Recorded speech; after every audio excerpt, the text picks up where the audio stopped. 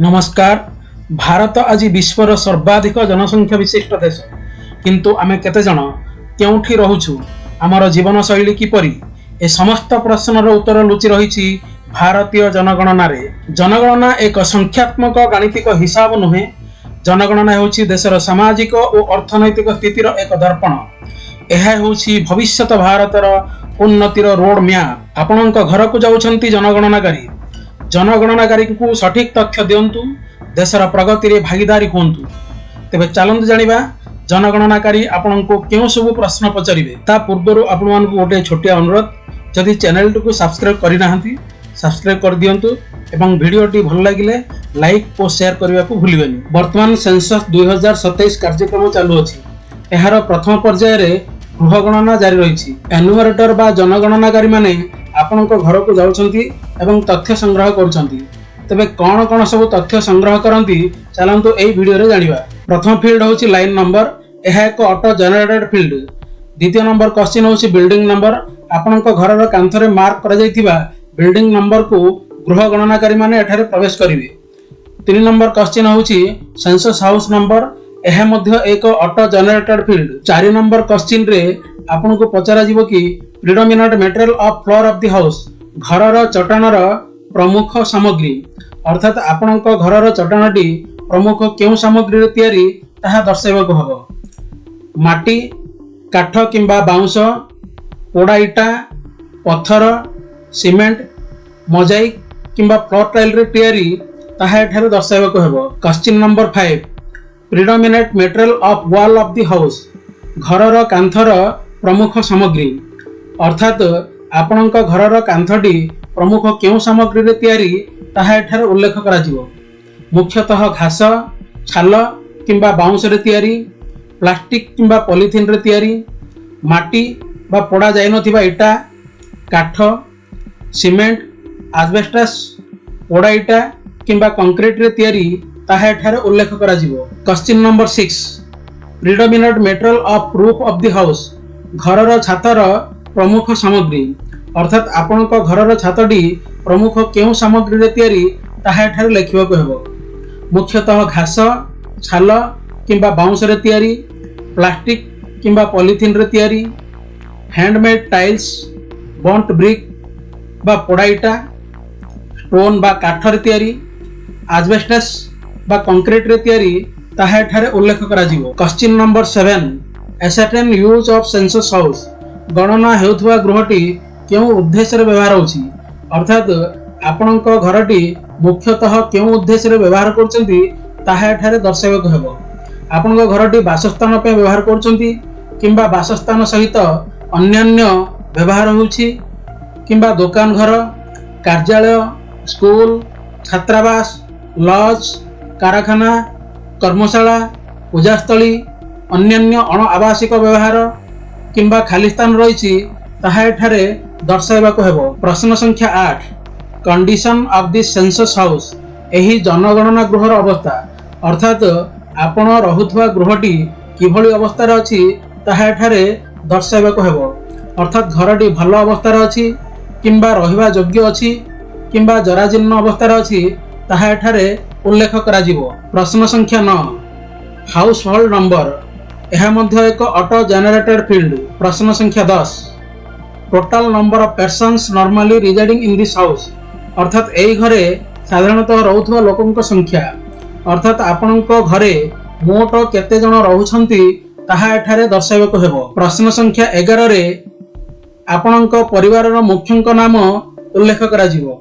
Name of the head of the family, अर्थात आपणक घरर मुख्यंक नाम एठारे दर्शा जिवो। प्रश्न संख्या 12, sex of the head of the family, अर्थात आपणक घरर मुख्य लोकटी पुरुष किंबा महिला अटंती ताहा एठारे दर्शाइबाको हेबो। प्रश्न संख्या 13, इफ एससी और एसटी और अदर, अर्थात आपण एससी किंबा एसटी किंबा अन्यान्य वर्ग ताहा एठारे उल्लेख करा जिवो। प्रश्न संख्या 14, ownership status of this house, एई घरर मालिकाना स्थिति, अर्थात आपण जो घर रहउछंती तार मालिकाना स्थिति किपरि ताहा एठारे दर्शाइबाको हबो।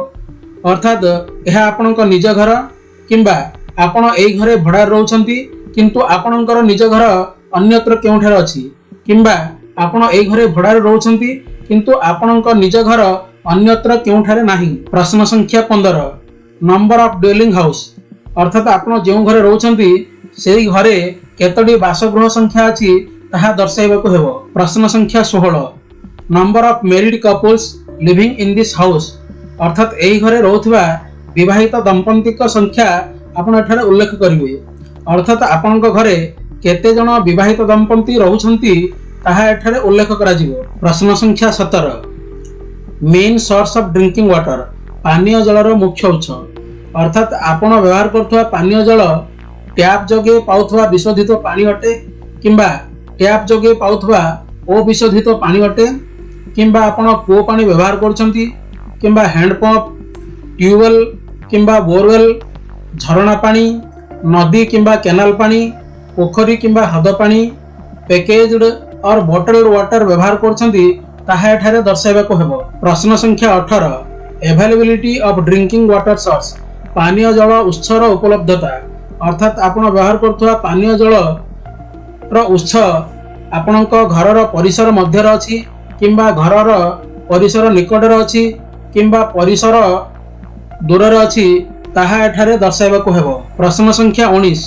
मेन सोर्स ऑफ लाइटिंग आलोकर मुख्य उत्स अर्थात आपण व्यवहार करथवा आलोकर मुख्य उत्स कोन अटे इलेक्ट्रिसिटी व्यवहार करछंती किंबा केरोसिन लैंप व्यवहार करछंती किंबा सोलार सिस्टम को व्यवहार करछंती किंबा अदर ऑयल किंबा अन्य कोनोसी उत्स को व्यवहार करछंती किंबा आपण आलोक व्यवहार करूनाहांती ताहा दर्शाइबाकू हेबो। प्रश्न संख्या 20 एक्सेस टू लैट्रिन अर्थात आपण स्वतंत्र भावे निजे लैट्रिन व्यवहार करछंती किंबा 2-3 जन परिवार एकत्र गोटे लैट्रिन व्यवहार करछंती किंबा आपण पब्लिक लैट्रिन को व्यवहार करछंती किंबा आपण खोलारे लैट्रिन करछंती ताहा एठारे दर्शाइबाकू हेबो। प्रश्न संख्या 21 टाइप ऑफ लैट्रिन पायखानार प्रकार अर्थात आपण व्यवहार करथवा पायखानाटी केउ प्रकार ताहा दर्शाइबाकू हेबो पाइप्ड स्वेयर सिस्टम किंबा सेप्टिक टैंक किंबा अदर सिस्टम। प्रश्न संख्या 22 waste water outlet connected to संयुक्त होइथिबा अपचय जल निष्कासन अर्थात आपणकर अपचय जल केउठकु जाउछि बा केउठकु कनेक्ट हेउछि ताहाको दर्शाइबाकू हेबो।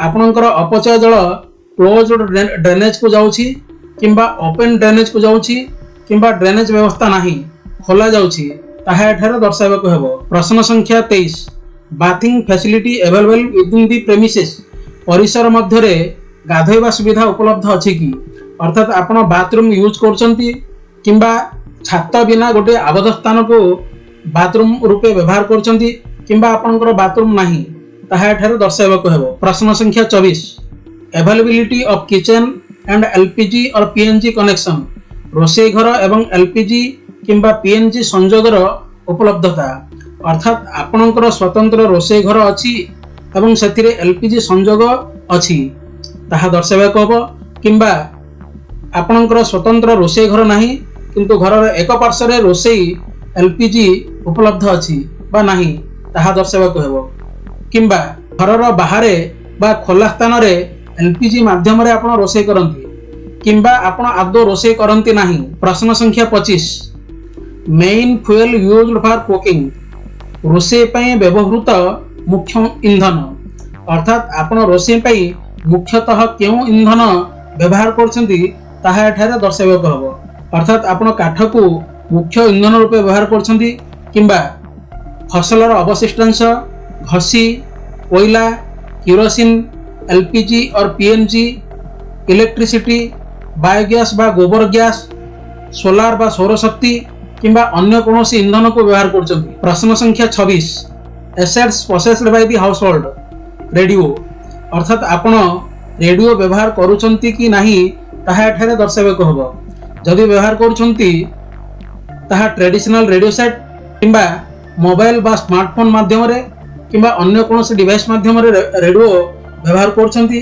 किंबा आपण रेडियो व्यवहार करंती नाही। प्रश्न संख्या 27 टेलीविजन आपणक घरे टेलीविजन अछि कि नाही जदि अछि ताहा दूरदर्शन फ्री डिश माध्यम रे चालू अछि किंबा अदर डीटीएच बा डिश माध्यम रे चालू अछि किंबा केबल कनेक्शन माध्यम रे चालू अछि किंबा अन्य कोनोसी माध्यम रे किंबा आपनक घरे टेलीविजन नाही ताहा एठारे दर्शाइबाको हेबो। प्रश्न संख्या 28 एक्सेस टू इंटरनेट अर्थात आपण इंटरनेट व्यवहार करूछंती कि जदि करूछंती ताहा लैपटॉप बा कंप्यूटर पई किंबा मोबाइल बा स्मार्टफोन पई किंबा अन्य कोनोसी डिवाइस पई बा आपण आदो इंटरनेट व्यवहार करंती नाही ताहा एठारे दर्शाइबाको हेबो। प्रश्न संख्या 29 आपणक निकटरे लैपटॉप किंबा कंप्यूटर अछि कि प्रश्न संख्या 30 रे आसीबो आपणक पाखरे टेलीफोन मोबाइल बा स्मार्टफोन अछि कि प्रश्न संख्या 31 आपणक निकटरे बाइसाइकेल